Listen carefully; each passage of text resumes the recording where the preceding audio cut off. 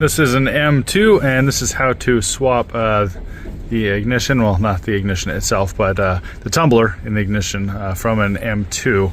And what you do is start right here. I kind of got ahead of myself and did a little bit, but I'm going back to do this tutorial and get that off. Just get some sort of vice grips or channel locks or something, just a little bit. You don't have to really turn that hard, and push that in, and you can see that there is really no way to get it out from the back or the bottom.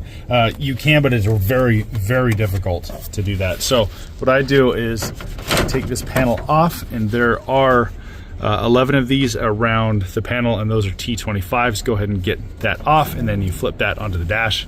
Once you got that up, you're gonna have 2 more T25s, and these ones will have little washers around them. Save those, you wanna put those ones back on there. The ones that came off of that bracket on the front part of the dash, those don't have washers on them, so you don't have to worry about that. But make sure to put those 2 back to where you got them, and then push this up. Just let it sit on the dash right there. And inside here, you can see there's the ignition down there. See if it'll focus right there, and you just gotta pull that up. Be careful, you can get some sharp metal in here. Sometimes there'll be wires, which hopefully there shouldn't be. They just kind of poke out. And then there you go, you just pull that right out. And then you can take this part of the ignition, just pop that right out. There we are, and you want to have the original key for this. If you don't, it makes it a lot harder. I know if they get stolen or broken or lost or whatever, if you don't have Freightliner make you a new key or get one cut from somewhere for the key code for the VIN, then swapping it out can be a little bit difficult, but this is how you do that. I've got a lot of keys that I have collected over the years that I shove in there that I jiggle. You gotta kind of work it into a clockwise motion as you go up and down, and it takes a lot of practice to get this. But fortunately, I can do that after many years of practice. Hopefully you do have the key. And this right here is why you want the key. So I've got them oriented the same. As you can tell right there, there's a little piece that pushes back, basically a tab with a spring in it. And that is up and down right here. And you want to be able to put that this way into accessory mode, and that will bring the tab right inside there. And then you can press down with a pick, and then you pull out with the key. If you don't have the original key, this is gonna be a lot more difficult. You basically jiggle it to that spot, and you gotta hold pressure on it while you put the pin in and pull. That's pretty difficult to do, but as I said a bunch of times, hopefully you've got the key from this one. And if you don't have the key, which I don't, which is why I'm replacing this, you can get that pick in there at an angle, and you really gotta grind out at it, and well, not grind, but you gotta angle it really.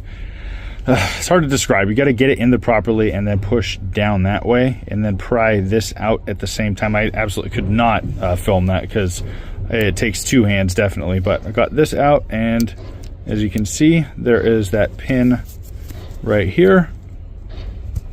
I kind of messed up a little bit. It doesn't matter, that's going in the garbage. But then the new one, you just pop straight in and make sure it's the same orientation. If it's not, it just won't go in. So pin up and you push. Forget, you gotta have the new key in there to be able to do that. There's the new one.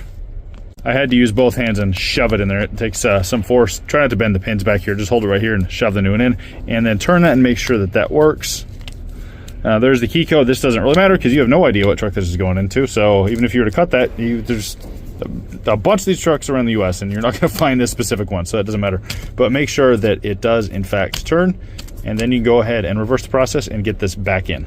It only goes in one way, and it doesn't take a lot of force to get it in there, so just don't push it in wrong, or else you'll just mess this up and then mess up the pins on the back of the ignition. Got it in, and then we drop it back in there, and then slide it through that front.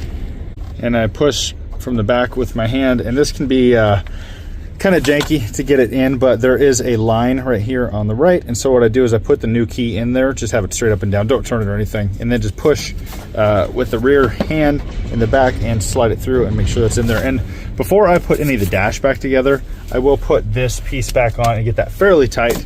You don't want to try that without being able to reach back there, because a lot of times this will just fall straight in. And there we have it. It is in, and it is not super tight. You don't want it super tight, because then you can actually make the metal twist and eat into this part of the dash, or you can cross thread and get this on too tight and it just messes up. But what you want to do is make sure it just turns out any sort of screwing around or any sort of extra force necessary. Just make sure it works.